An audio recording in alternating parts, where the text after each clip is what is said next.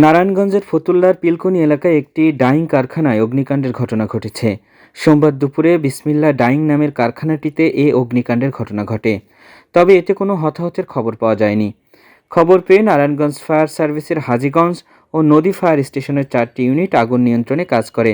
Hajiganj fire service স্টেশনের senior officer Obaidul ইসলাম বলেন, কারখানার বয়লার থেকে আগুনের সূত্রপাত হয়ে মুহূর্তের মধ্যে আগুন কারখানায় ছড়িয়ে পড়ে। আগুনের খবর পেয়ে ফায়ার সার্ভিসের হাজীগঞ্জ ও পাগলা দুটি স্টেশনের 4টি ইউনিট ঘটনাস্থলে গিয়ে আগুন নেভানোর কাজ শুরু করে। দুপুর 2টার দিকে আগুন নিয়ন্ত্রণে আসে বলে জানান তিনি।